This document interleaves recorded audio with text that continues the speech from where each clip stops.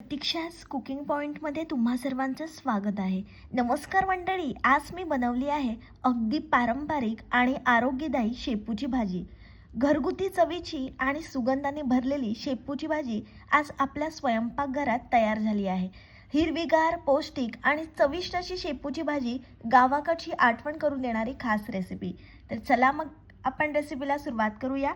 अशा प्रकारे मी ताजी हिरवीगार शेपू घेतली आहे. गावठी शेपू घेतली आहे, ही आपल्याला निवडून घ्यायची आहे आणि 2 ते 3 वेळा शेपू मी स्वच्छ धुवून घेतलेली आहे.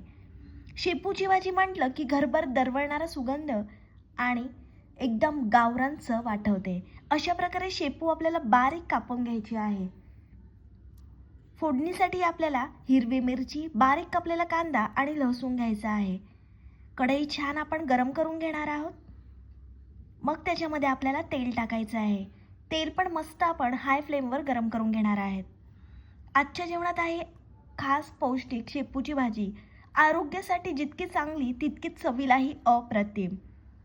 शेपू ही फक्त चवदारच नाही तर पचनासाठी खूप फायदेशीर आहे. तेल छान गरम झाल्यानंतर त्याच्यामध्ये आपल्याला हिरवी मिरची आणि बारीक कापलेला लसूण टाकायचा आहे. लोह आणि कॅल्शियमने भरपूर असलेली शेपू शरीरासाठी खूप उपयोगी ठरते. लहान मुलांपासून मोठ्यांपर्यंत सगळ्यांनी खावी अशी ही पौष्टिक भाजी आहे. लालसर रंग येईपर्यंत लसूण छान आपल्याला परतून घ्यायचा आहे. लसूण आणि हिरवी मिरची परतल्यानंतर त्याच्यामध्ये आपण बारीक कापलेला कांदा टाकणार आहोत. कांदा सुद्धा छान आपल्याला परतून घ्यायचा आहे.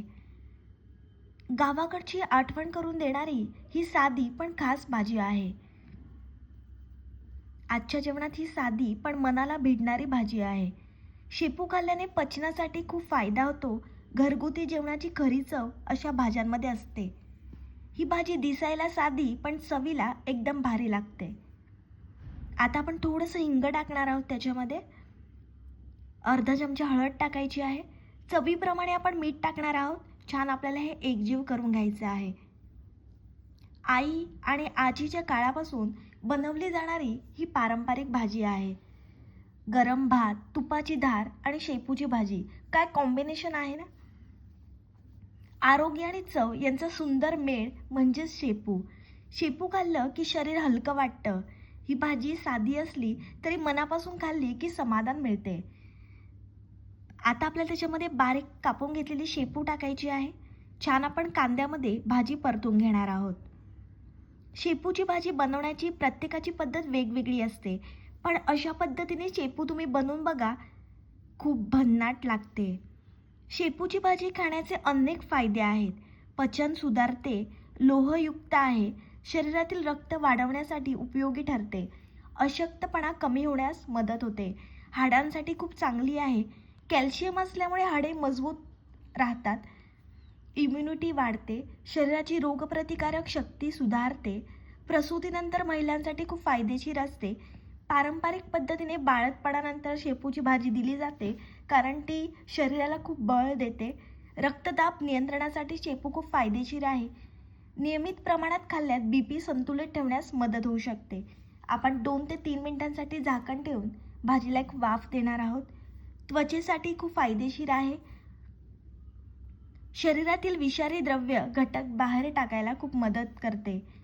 शरीर हलके ठेवते. पचन चांगले झाल्यामुळे शरीर एकदम फ्रेश राहते.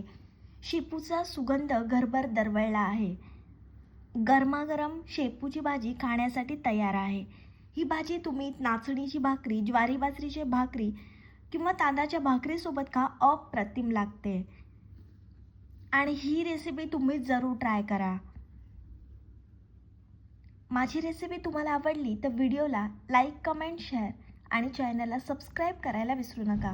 भेटूया पुढच्या रेसिपीसोबत. तोपर्यंत मस्त खा आणि स्वस्थ राहा.